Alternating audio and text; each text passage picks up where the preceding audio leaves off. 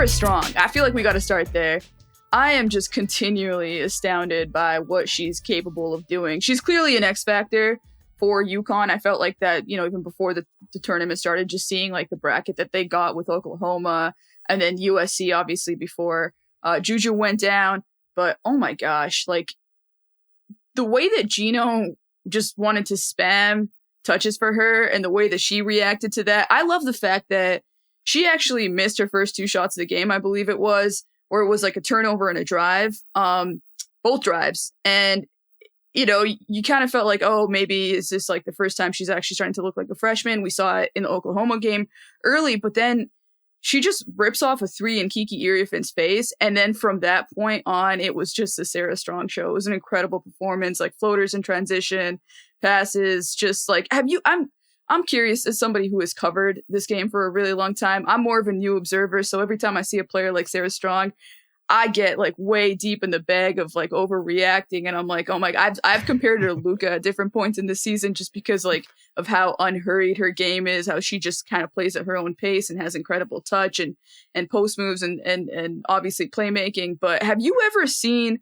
a player like Sarah Strong as a freshman before, or even ever, just with everything that she's able to do as a big, I guess? But she's just, as Lindsay Gottlieb said when you asked her about the UConn UCLA matchup, she's just a basketball player. Yeah, I thought that was a really good description there. I mean, Breanna Stewart would have to be the player who came in with kind of the breadth of skill set that Strong did right away, and it was different because Stewie was the go-to player for UConn immediately. And one of the nice things about the way that this is set up with Paige Becker's 5th year is that, she's gotten the bulk of the attention. She is still the best player in the country and showed it this weekend. But Sarah Strong has gotten to come in and be that kind of 1A or that number 2. And, in the first quarter of that game, USC was making Becker's play in a crowd. They did it exactly like they executed the scouting report on her defensively to a T. And I think the biggest reason that they weren't able to do that over the first 3 quarters was because of the way that Sarah Strong broke that defense with her ability. And yeah, the combination of post defense, ability to play as a 5 against much bigger opponents. We saw it against Reagan Beers a little bit on Saturday in the Sweet 16. We're going to see it presumably against Lauren Betts, even though she's giving up, I think 5 inches in that matchup. We'll surely see that in the national semifinal. And then space the floor that way, but also just be, a traditional power forward when they've got their starting lineup in there and Janelle Elfie is at center. That's like such a strategic weapon for Gino Auriemma. And, as you were discussing the things that make her interesting as a freshman, the other element of it is the degree to which Gino is going out of his way to repeatedly praise Sarah Strong and put her right in that group with Paige Beckers as the 2 star players who led them to the Final Four. Obviously he is not one. He's truly seen it all in terms of players coming in as freshmen. And it's clear he put Sarah Strong up there with just about anyone. Yeah, and it also feels like a motivation tactic too from Gino, who goes out of his way to find any way to not praise Paige Beckers because it feels like that's what gets her going. But with Sarah Strong, go ahead. You had to catch this last night in the press conference. He did admit in a whisper that he's going to miss Paige. Yeah, she's gone. Yeah. That was quite a moment. That was incredible. Vintage Gino. But it feels like with Sarah, he wants her to just shoot the leather off the ball whenever she possibly can. He's kind of said it throughout the course of the season. Like one of the differences between her and Maya was that like you never had to tell Maya to shoot, and he wants her to be a little bit more like Maya Moore in that regard. And it feels like the game plan that tactically was also designed for her to do that. It was just like, we're going to keep giving you the ball. Oh, you turn it over? No, we don't care. We're coming out of a timeout and you're ripping off a screen, which by the way, you're 4'5", 6'2", with the size that she has, ripping off screens is ridiculous. And it makes me think about the UCLA matchup too, because I feel like, to your point, the degree to which Sarah Strong can play the 5 in that matchup is going to be a huge determining factor in what happens in that game. Because if they play her at the 5 and she's hitting those threes, and all of a sudden now you have to drag Lauren Betts out of the paint, 6'7", defensive player of the year, is the anchor of one of the best 2-point defenses in the nation. Okay, all right, now I'm a little bit worried. Now I'm a little bit worried from UCLA's perspective, right? Because then you can get all this cutting action going for for Paige, for AZ, and I do feel like that's going to be a huge a huge X factor in that game just in general, because like we also saw it in the USC game. We've seen it in other games with Paige. Like sometimes when you are very physical with her, she can kind of get taken out of her game. And I do feel like, UCLA has the defenders to do it. They have Kiki Rice, they have Gabriela Jaquez, who's just an incredible closeout defender on those 3-point shooters. And I also feel like, I don't know, I go back and forth on this because like every once in a while you get a game from her that's incredible and you see why she's a WNBA talent and she's obviously so athletic and has so many gifts. Then you also see Janiah Barker do things on the court where you're like, please God, no. And I feel like she's going to also be like a huge X factor too defensively, because she can kind of maybe bridge some of those gaps that UCLA might run into if Sarah Strong gets it going. Yeah, it was interesting in the regional final on Sunday that it was really Tamia Gardner who stepped up and played that reserve post role. It was the more important of those two players between her and Janiah Barker, which, was a bit of a change from what we've seen recently. But yeah, I mean, I think that, look, the potential Betts Strong matchup is the most fascinating matchup to me of probably the entire Final Four, I would say. So I can't wait to see it. I think the difference between Lauren Betts and Reagan Beers, who we saw, I think UConn really exposed the fact that Oklahoma wanted to keep Reagan Beers in the paint as much as possible, back on pick and rolls. They tried to either at times go under, which you can't do against Paige Beckers. Like she's too good a pull-up shooter, but also just try to have their guards sort of trail the screen. Something we've seen, if you're an NBA fan, the Denver Nuggets, that's how they sort of like to compensate for Nikola Jokic, the fact that he likes to stay in the paint against pick and rolls, and they just couldn't do it. Paige Beckers was too good. She was walking into pull-up jumpers. Lauren Betts is more comfortable defending on the perimeter. I was very impressed with that. It's the first time I've seen her in person, I think, since her freshman year. And I don't think she blocked a three, but had a play on Sunday where her wingspan was such that it forced an air ball from Anissa Morrow, who was able to hit some jumpers at other times in that game. She's comfortable outside the paint. But to your point, the question is, what else does that open up? Because now you don't have Lauren Betts taking away, making that paint a no-fly zone for opponents. Yeah, I was at the second USC game. Well, I was at both USC UCLA games, but I think one of the biggest differences that you saw in the Big Ten championship was Lauren Betts getting out on Juju Watkins. And she said after the game that she had to learn how to make herself uncomfortable and, get out in the perimeter. And she did a damn good job of it against, a player who will presumably be the National Player of the Year. And it also makes me think about their Sweet 16 matchup against Ole Miss, where Ole Miss just continually tried to exhaust Lauren Betts. Like, that was their strategy. It was, we're just going to put her in pick and roll after pick and roll after pick and roll. And what does she do? She's definitely tired. Like, she talks about it with Holly Rowe on the sideline. She's huffing and puffing on the free throw line, but she hits 15 of 16 shots. And actually it seemed to me like she found a new edge with her stamina. And that just feels like the Lauren Betts story overall so far throughout the course of the tournament, throughout the course of like the last month or so. It's just her, being put in these positions where opposing teams try to challenge her and her responding, whether it's like after that, those two losses against USC or Ole Miss, or even against an LSU team that, that they lost to last year. And now you have a player who is just, like different on a molecular level than she was last season. And just in terms of, her stamina, her ability to just play all 40 minutes and be able to dominate. And that to me is going to be really interesting. I feel like, if anything, this whole season has kind of been leading up to her being able to handle a matchup like this. Yeah, which is kind of funny because, she wasn't ultimately the difference between the two LSU UCLA games, because it wasn't 40 minutes and she was in foul trouble through the second quarter when UCLA took the lead. And then LSU defended her, I think, as well as you possibly could, particularly coming off of, what was it? 28 of 31, I think, over the past two games, or something in that ballpark. Unreal efficiency, and they were able to make her work. And one thing that Corey Close talked a lot about this weekend in the media availability is trying to get Lauren Betts in situations where she doesn't have to dribble, she doesn't have to make a move. It's just go up with it and use that incredible touch that she has, in addition to the ability to get off her shot at any point at 6'7". And that's what we saw for sure against Ole Miss and their smaller front line. We didn't see it as much against LSU. They were able to push her out a little bit. You got to do your work early. And that's what's going to be interesting to see to what degree UConn's bigs can do that, especially when it's Sarah Strong, who I do think, you mentioned a comparison. If you're going to make an NBA comparison, it's a little Draymond Greenish in terms of the lower center of gravity compared to other post players, but just very strong and able to push. Fittingly for Sarah Strong, she's very strong, push and get players off their spots. And that's what I think she's going to be trying to do in this one. Yeah, definitely. I also think that it was important for UCLA to win a game where Lauren Betts was in foul trouble.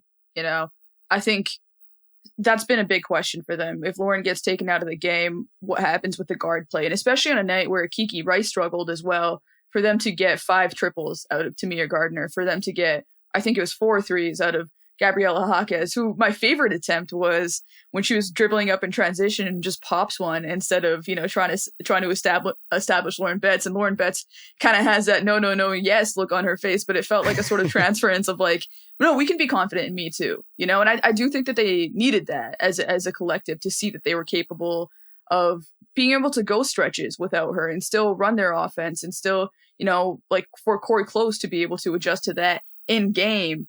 As well, I thought was just huge for her too. And then for Betts to come back into that game after the fouls, after some frustration, after an LSU team that does get physical as well. We have seen her get into her head in those moments as well. I just thought it was a great evolution for them overall. And now it feels like they're heading into this game against UConn where like, I don't know how I feel about, we're going to see a lot of points on the board. I feel pretty confident about that. This is as good as both those defenses are. I don't think they can guard. Yeah, exactly.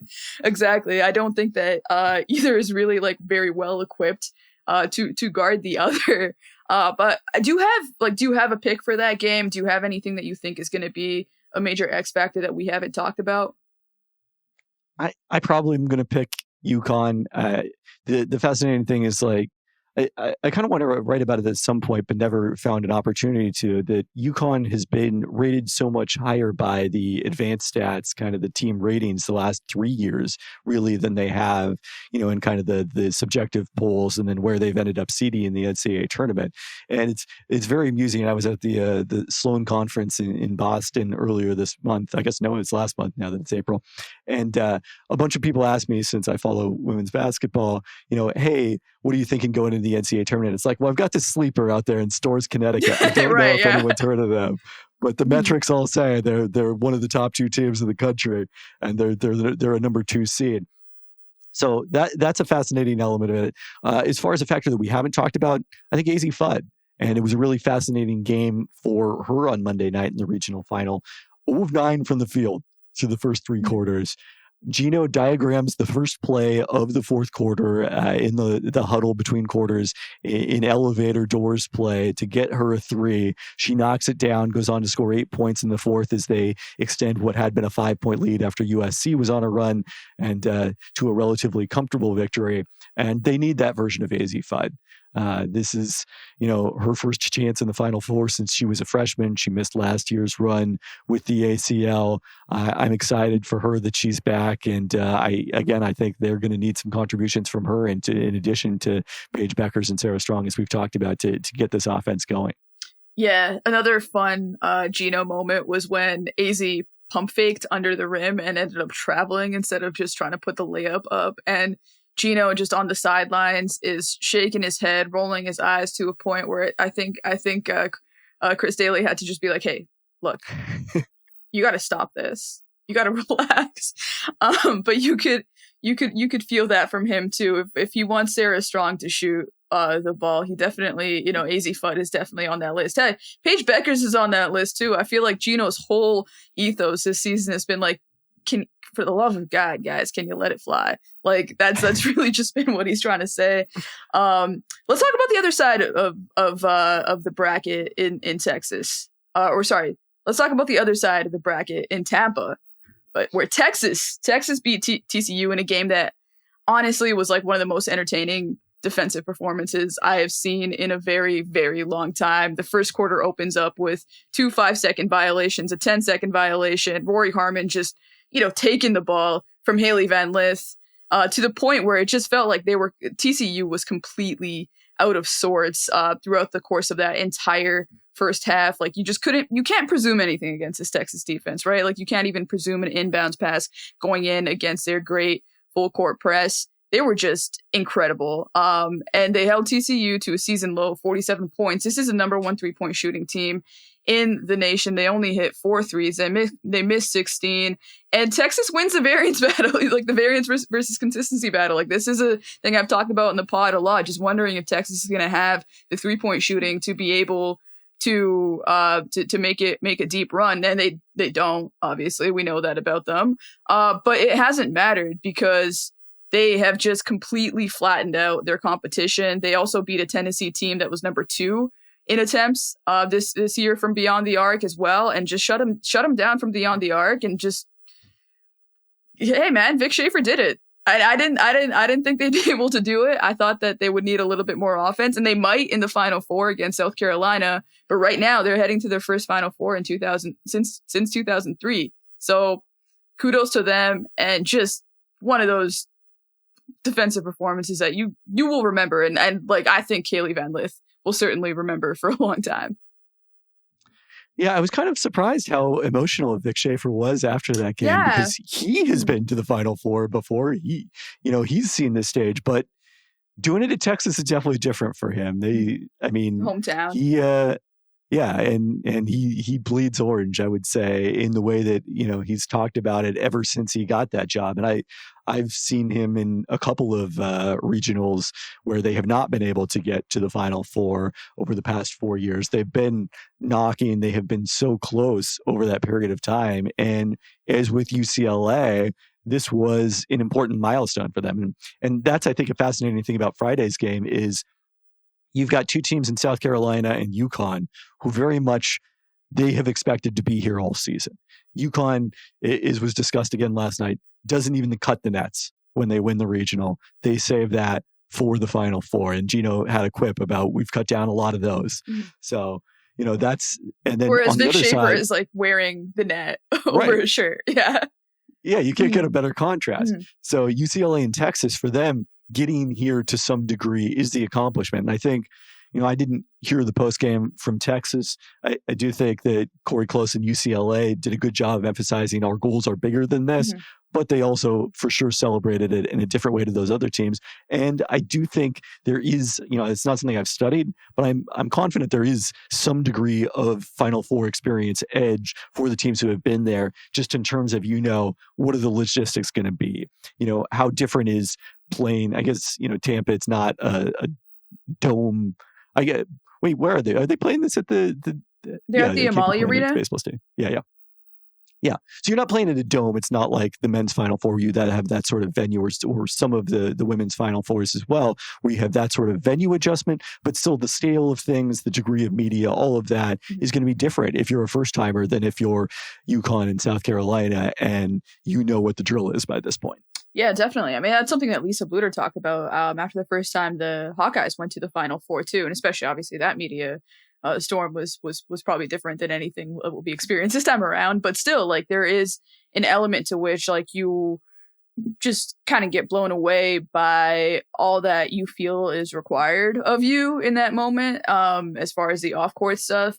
And then the on-court aspect of it, yeah, like you got players who are going to be in these moments for the first time in their lives, and it's huge for the programs. But I do wonder what type of factor that will play. But it's kind of an interesting thing this season where the teams that have the most program experience might not necessarily have the players that have the most experience, right? Like with UConn, we talked about Sarah Strong and Jaina El-Elfi, another freshman who are going to be relied on to guard a junior in Lauren Betts, who is, was a National Player of the Year candidate.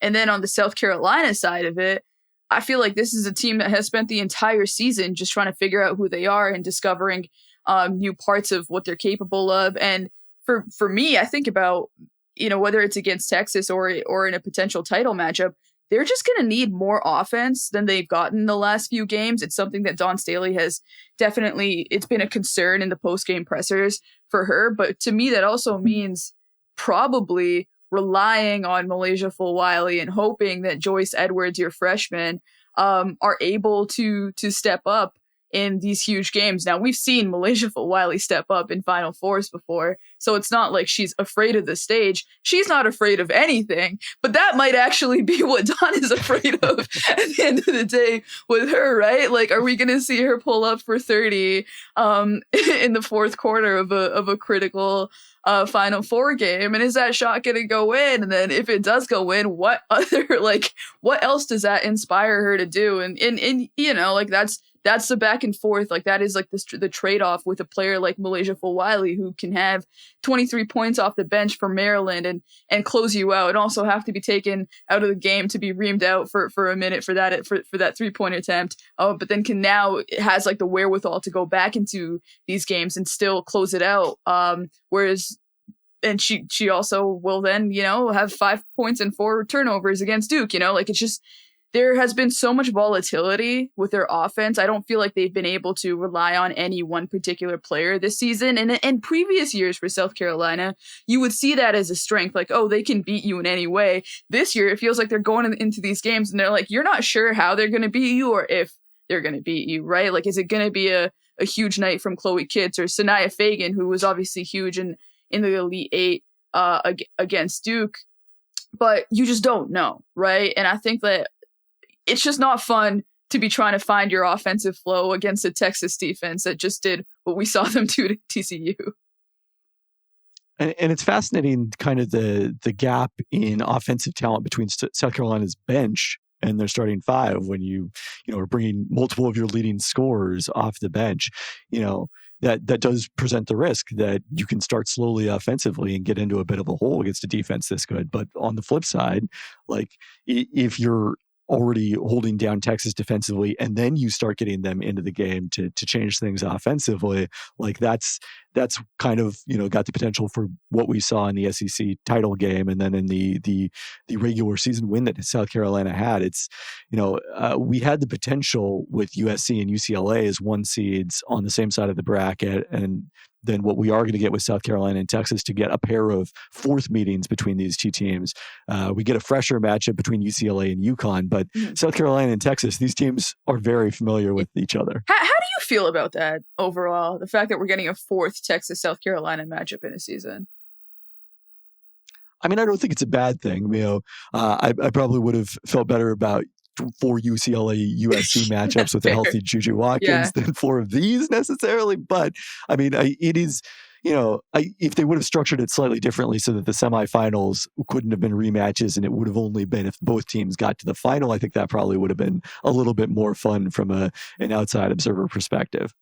I think I would have preferred that too. I think I've seen this movie enough this season, especially with Texas and South Carolina in particular, even with UCLA and USC. That's just, it's cool. It's good to build a rivalry. It's good to get these players, you know, against each other as many times as possible. But I think I kind of hit my overload point on Texas and South Carolina. But to that point, there is a lot of, you know, there's a lot of previous tape that you can kind of look at. Texas is 1-2 against South Carolina this season, and it feels like for them, you know, the Madison Booker, will she be able to kind of break free from the claws of Bree Hall? And there's sort of like that, there's a budding rivalry within that. The game that Texas won, Madison Booker screamed, "You can't guard me," at Bree Hall. And Bree Hall, you know, Michael Jordan, I took that personally.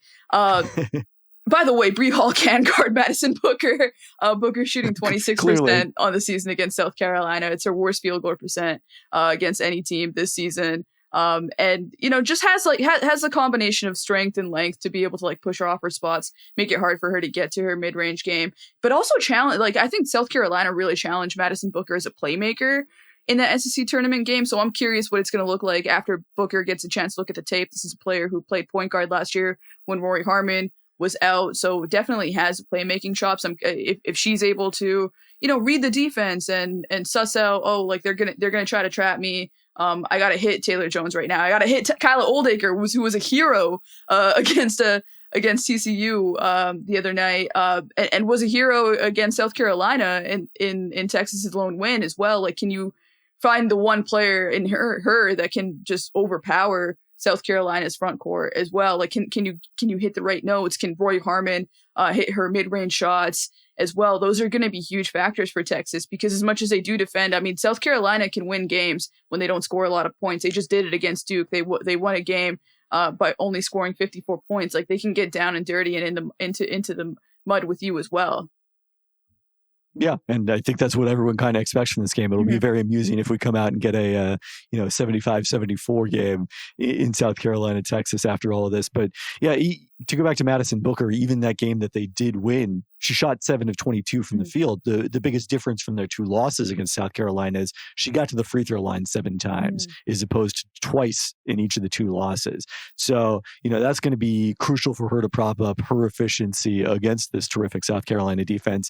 And in a game where every point is probably going to be crucial, it might be every point feels like a run in and of itself. Yeah. Those free throws are huge. I mean, that's what was so fun about that TCU Texas game last night too, right? Like, I was just on the edge of my seat because every time, like if any 3-pointer went up and went in, like you were holding your breath the whole time as it was going up because like it really did feel like 2 possessions, 3 possessions would be an insurmountable difference for TCU to make up. And when once the game was tied, I was like, oh my God, like is Texas going to be able to do all of this over again, or is TCU going to find just find their rhythm? But it was a really fun game because of that. Like I know we all love like high octane scoring and whatnot, but just the tension that was created by the defense in that game was really, really interesting. And I also just I think it's so entertaining that Texas basically just doesn't run offense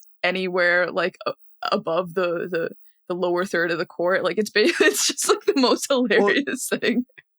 They did deal with last year in Portland the uneven 3-point lines in their loss. So maybe this was Vic Schaefer's way of saying, look, we're just not even going to worry about where those 3-point lines are this time. I hope they double and triple check that this year because I went and walked it off a little bit to the extent I could the day before the game started here because, you wanted to make sure. Fool me once, shame on you. Well, especially like the 3-pointers, it was big in both of those games. Although I guess those were in Birmingham. But hey, I hope the version of you that exists in Birmingham, I hope there was somebody there checking it out over there too. But in any event, the 3-pointers were not falling, and that was definitely to Texas's benefit. But yeah, it's just really like even in these games where they're not getting the 3 as much, they're still getting baseline jumpers. I thought that was huge against Tennessee, just like running these out of bounds plays to get Booker in the baseline or to counter that with like layups with Nyanda. I think just anybody who is sick of watching basketball sort of like take this algorithmic turn where everybody plays the same. Go watch some Texas basketball. Go watch what Vic Schaefer likes to do because they're not running elevator doors. I'll tell you that much. That's not happening there. They're running them inside the arc. Yeah, right. Yeah, they might do it. Yeah. No, they'll get a slice cut going for Taylor Jones to get into the post, but other than that, you're just not gonna the counter for the 3-pointer is not there. The counter is for like a layup or a baseline drive on the other side of the court, which is fun. I do enjoy watching it. And I think Rory Harmon defensively is tremendous fun to watch. Yeah. I mean, I mentioned AZ Fudd coming back from her ACL and missing last year's run to the Final Four. To the same point, Texas might have been in the Final Four a year ago. It might have beat NC State had Rory Harmon been healthy for that one. So, it hasn't been quite, I think, the same player yet that she was before the injury because it happened I guess it wasn't that much later, but a little bit later in the calendar than AZ Fudd's did. And look, we've seen AZ Fudd, kind of adapt and evolve over the course of this season as well. But she is back to being one of the most fun defenders in the country to watch with her ball pressure and her ability her quick hands. Yeah, she talked about it. She talked about her approach to guarding Haley Van Lith a little bit after the game as well. But one thing that I thought was really interesting was the contrast in how Hannah Hidalgo approached guarding Haley Van Lith and, to a degree, Sonia Citron as well, versus what Rory Harmon did. Because watching that Notre Dame game, like my immediate thought was, well, Rory Harmon's not going to ever defend you from behind. That's not what Texas does. That's not what Rory Harmon does. She is going to be in your face the entire time. She is just going to try to face guard you, and she's not going to take a lot of risks necessarily. She's just going to be straight up with you. And that felt like a much better way of just bothering Van Lith, and still getting those steals. They just got steals off of ball pressure as well. And I just thought it makes me curious, I guess, for South Carolina as far as what their guard play will look like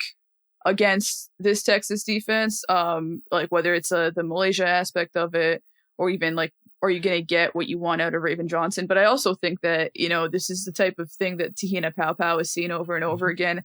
I think it's the type of thing that Tessa Johnson has seen over and over again, and kind of seeing their growth and calmness, especially Paopao. Like she's just kind of the type of player that can get you, the mid-range jumper exactly when you need it, who will take advantage of, just whatever way in which you choose to pressure her.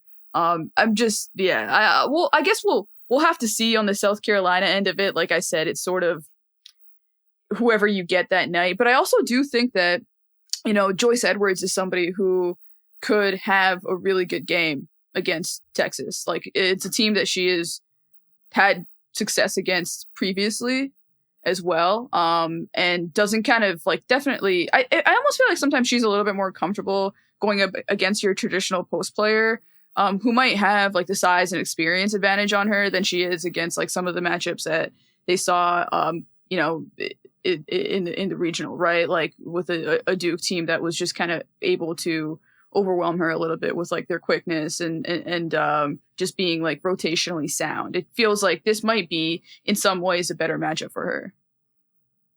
Yeah, it's interesting because South Carolina, we're used to thinking of them as having this giant front line. And I was sort of thinking about writing that at some point this weekend. And then you look it up, it's like, well, they have nobody taller than 6'3". They have a lot of players in that 6'2", 6'3" range, Joyce Edwards included. But Camila Cardoso is not walking through that door this year. But, Edwards is bringing something very different to the table. And I wanted to go back to Tahina Paopao because I do think she's a really crucial player in this run. If you talk about why South Carolina hasn't been the same offensively and, has been looking to a degree for an identity. I think Paopao is part of that. She hasn't had the same kind of season that she did when she was getting All-America honors in her fourth year as a fourth-year junior. But so much experience. She's another one of these, Haley Van Lith, Paige Becker's only got Final Four runs because of the fact that she missed the season due to the ACL. But so many of these players who were the standout freshmen of the 2021 tournament, if you go all the way back there, but along with a player named Caitlin Clark, I don't know whatever happened to her. I haven't seen her in March this year. But, it's interesting to see all of them kind of wrapping up their careers and going through yet another March Madness run 4 years later. Mm-hmm. Yeah. Yeah. Yeah, and I guess it makes me think about like what the future is going to be, especially next year, right? Now that like even you kind of mentioned it before the pod, like walking through Spokane and just feeling like the region, like the juice just wasn't there as much without Juju this time around as it was, for the previous Elite Eight matchup between UConn and USC last year that we got. And I've talked about this on Real Talk with Logan Murdoch, but it does feel like the search for the stopgap between Juju Watkins recovering from her injury is kind of on as far as like looking to fill that superstar gap. But we also like we're heading into a situation now where a whole bunch of eyes are going to be on, yes, those older players, but definitely some of the younger ones too. And, a junior and Lauren Betts as well. I'm curious if there's anybody you do have any predictions as far as a player that could make a star turn on a semi-mainstream level this coming weekend. Yeah, it's interesting. I mean, Kiki Rice is already a very famous player, was part of the Full Court Press documentary, but seeing her have a big game on the stage after not a great shooting weekend for her in Spokane in the regionals, but terrific as a playmaker in their win on Sunday. If she has a big game, I feel like that could be huge for her kind of going to another level.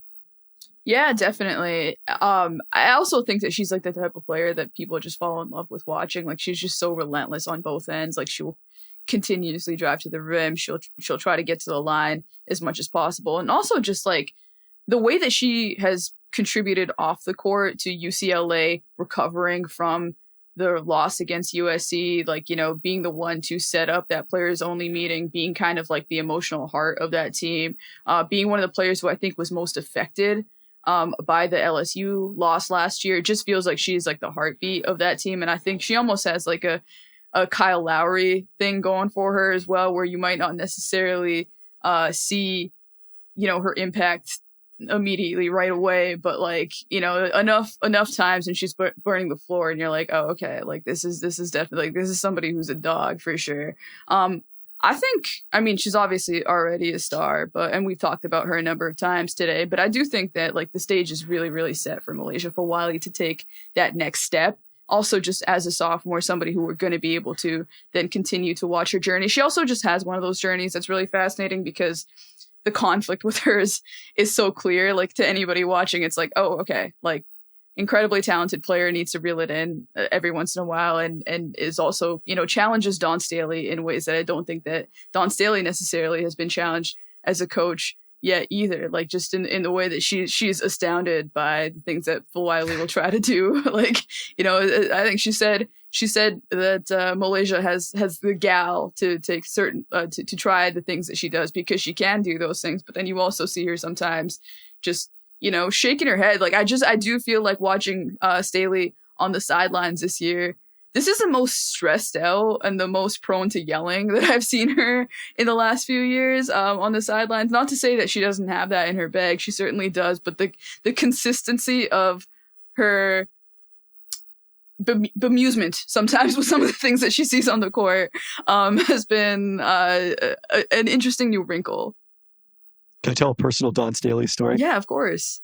So when she was a WNBA player, I happened to be at a Charlotte Sting practice in Seattle because they were playing against the Storm the next night, and I was going to interview former Storm player Cherie Sam, who now works for the Portland Trail Blazers. And some of the members of their traveling crew, while they were watching video, were playing 2-on-2 pickup at the practice facility that the Storm used, and someone sprained an ankle. So I, who was just there in street clothes, got drafted into this 2-on-2 game that was going on during video. And video ends, and the team starts streaming out of the kind of out of the weight room is where they went out of. Yeah. And Dawn Staley walks onto the court and watches us playing basketball and says, "This is not the game I love."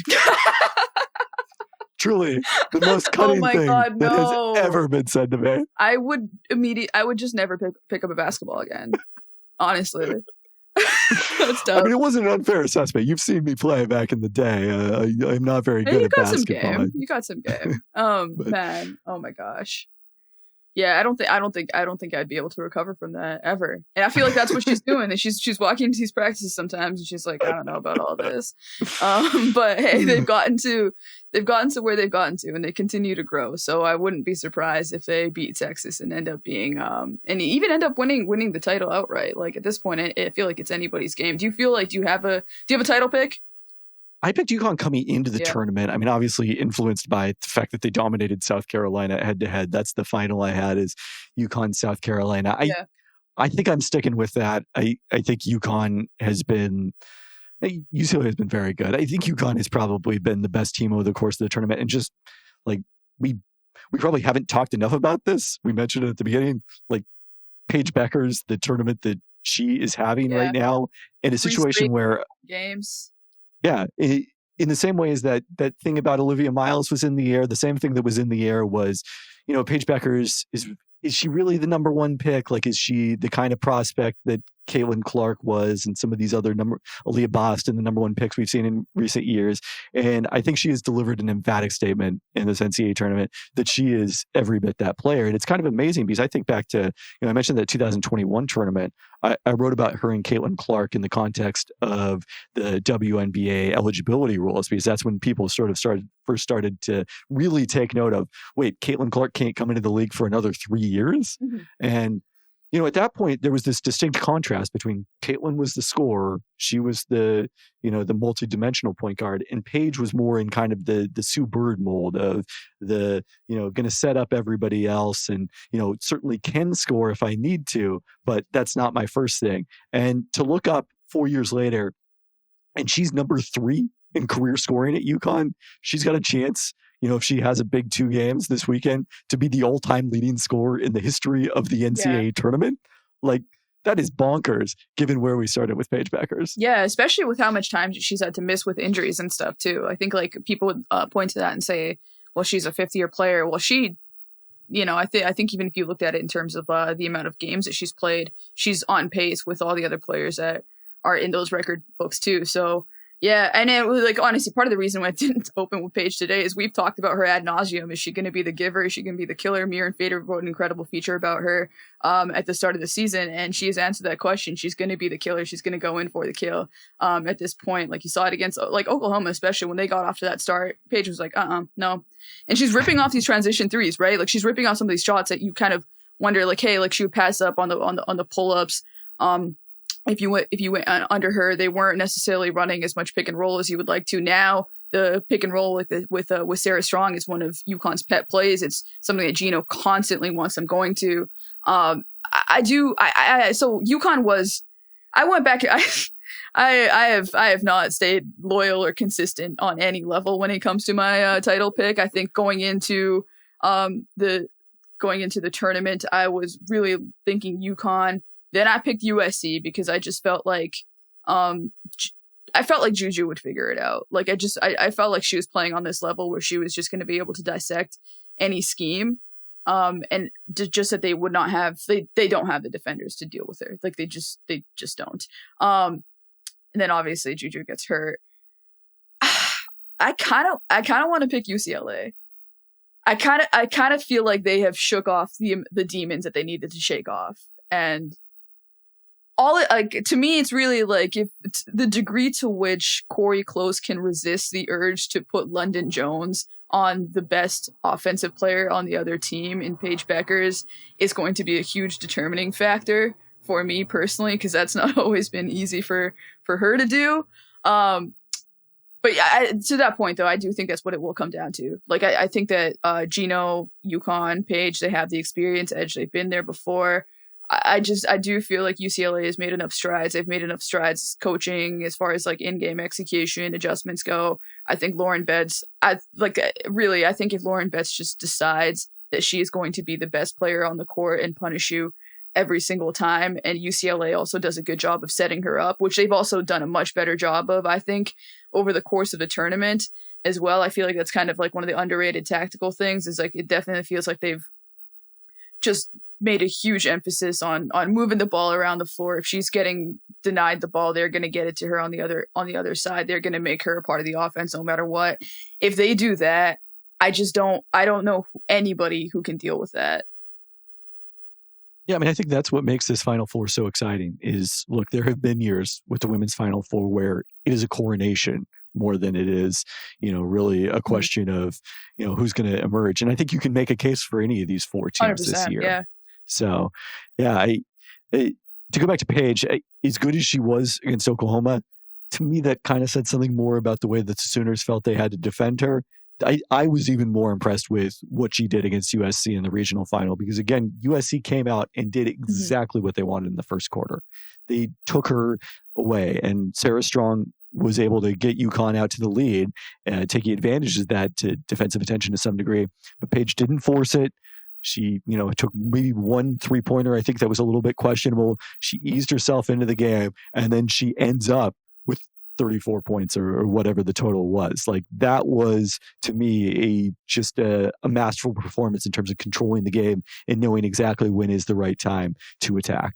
And she was also dealing with Kennedy Smith, who is probably the best point of attack defender in the nation, in my opinion, at least, despite the fact that she is a freshman. Just her combination of size, lateral quickness, instincts, and want all at the same time. At least especially for somebody like Paige, I think that is somebody who you would look at in a lab and say, oh, she is designed to be able to guard Paige Bueckers, And in the first part of the game, she definitely did, but you did see Paige just sort of slowly start to figure things out. And I think, that's going to be something that's important against this huge UCLA backcourt too. Maybe it was a chance for her to kind of get a bit of a preview. Kevin, before we let you get out of here, is there anything that you want to plug?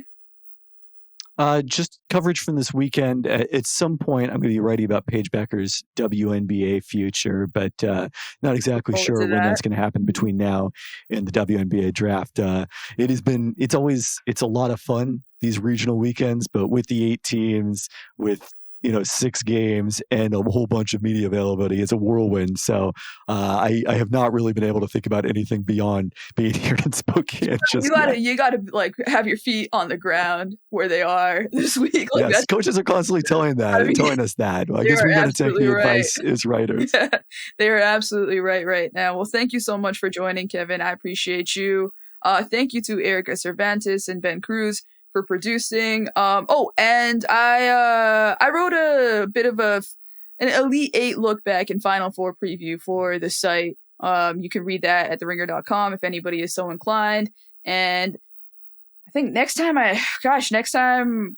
we're gonna be talking, we're gonna be talking about the title game. So things are happening, folks. Very exciting stuff.